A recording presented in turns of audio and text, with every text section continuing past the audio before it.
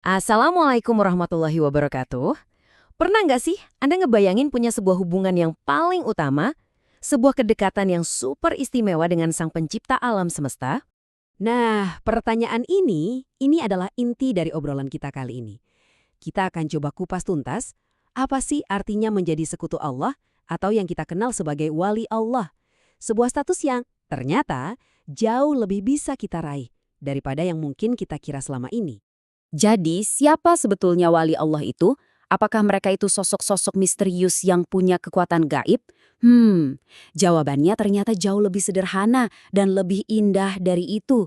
Al-Quran dan hadis udah ngasih kita definisi yang gamblang banget, bebas dari mitos-mitos. Coba lihat deh betapa simpelnya definisi ini. Intinya, seorang mukmin yang bertakwa. Jadi, status ini tuh bukan soal garis keturunan, bukan gelar warisan. Ini murni tentang iman di dalam hati dan takwa yang kelihatan dari perbuatan kita. Jalanin perintahnya, jauhin larangannya. Udah, itu kuncinya. Al-Quran sendiri yang menegaskan langsung. Ayat ini mendefinisikan para wali Allah itu ya sebagai orang-orang yang beriman dan mereka selalu bertakwa. Dua pilar utama, iman dan takwa. Jadi, poin krusialnya adalah setiap mukmin yang berusaha untuk bertakwa pada hakikatnya adalah seorang wali Allah. Terus, apa sih yang bikin status ini jadi begitu luar biasa? Bukan cuma soal kedekatannya, tapi juga perlindungan yang menyertainya. Dan perlindungan ini, wah, ini serius banget.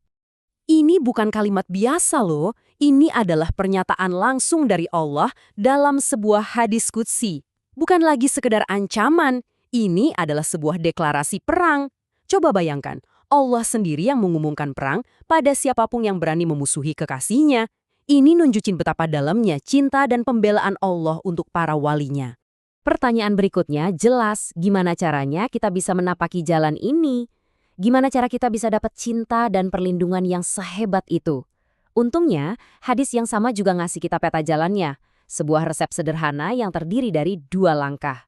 Nah, ini dia rutenya.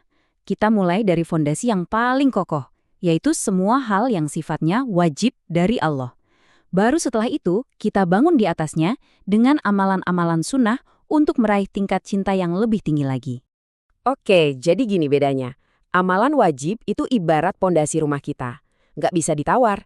Ini adalah bentuk ketaatan dasar yang paling Allah cintai. Nah, amalan sunnah itu ibarat interiornya, catnya, tamannya, penyempurnanya.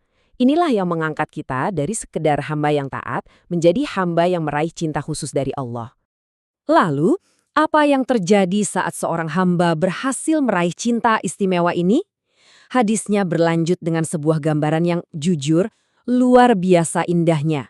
Ini adalah buah dari cinta ilahi itu. Wow, coba deh kita resapi sejenak kalimat yang sangat kuat ini. Apa ya artinya saat Allah menjadi pendengaran dan penglihatan kita? Apakah ini artinya kita menyatu dengan Tuhan? Tentu saja bukan. Para ulama menjelaskan kalau ini adalah sebuah metafora yang dahsyat. Ini bukan penyatuan wujud secara fisik, tapi ini adalah gambaran dari bimbingan ilahi atau yang sering kita sebut sebagai taufik. Nah, ini dia maksudnya. Setiap gerak-gerik dan panca indera seorang wali itu akan dibimbing langsung oleh Allah. Jadi, dia nggak akan mendengar kecuali yang baik, nggak akan melihat kecuali yang diridhoi, tangannya nggak akan berbuat kecuali untuk kebaikan, dan kakinya cuma akan melangkah ke tempat-tempat yang Allah suka. Ini adalah bentuk penjagaan dan bimbingan total. Selain bimbingan total dalam hidupnya, ada satu lagi hadiah yang sangat nyata. Sebuah keistimewaan yang bisa dirasakan langsung di dunia ini. Ini adalah janji langsung dari Allah. Doa mereka dikabulkan, permintaan tolong mereka dipenuhi, hubungan mereka itu udah dekat banget, saking dekatnya, permintaan mereka seolah jadi prioritas. Nah, inilah yang kemudian bisa melahirkan apa yang kita kenal sebagai karamah atau kejadian luar biasa.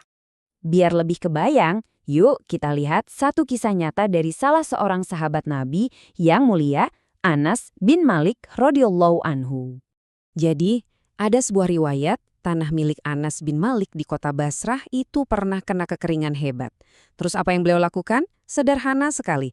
Beliau hanya berwudu, sholat 2 rakaat, lalu mengangkat tangan dan berdoa pada Allah. Apa yang terjadi? Seketika itu juga awan datang dan hujan turun dengan derasnya. Tapi yang bikin takjub, hujan itu cuma turun tepat di atas tanah milik beliau. Nggak keluar dari batas tanahnya sama sekali. Subhanallah. Ini contoh nyata dari doa yang langsung diijabah. Setelah mendengar semua ini, mungkin ada dari kita yang berpikir, wah, ini kan levelnya tinggi banget, kayaknya mustahil deh buat kita. Tapi tunggu dulu, coba kita lihat ini dari sudut pandang yang berbeda. Ini dia pesan utamanya. Menjadi wali Allah itu bukanlah sebuah gelar eksklusif yang cuma buat segelintir orang. Ini adalah sebuah derajat keimanan yang pintunya terbuka lebar bagi siapa saja yang mau menempuh perjalanannya dengan tulus. Ini tentang usaha kita, bukan tentang warisan atau gelar. Oke, jadi mari kita rangkum poin-poin pentingnya. Siapa itu wali Allah? Setiap mukmin yang bertakwa. Gimana caranya? Mulai dari yang wajib, lalu sempurnakan dengan yang sunnah. Dan apa imbalannya? Bimbingan total dalam hidup, perlindungan langsung dari Allah, dan doa yang didengar. Nah, pertanyaan terakhir ini bukan untuk saya jawab, tapi untuk kita renungkan bersama. Setelah kita tahu peta jalannya, langkah kecil apa sih yang bisa kita ambil hari ini juga untuk memulai perjalanan menuju cintanya? Mungkin dengan memperbaiki satu salat wajib kita, atau mungkin menambah satu amalan sunnah yang ringan. Ingat, perjalanan ribuan mil selalu dimulai dengan satu langkah pertama. Wassalamualaikum warahmatullahi wabarakatuh.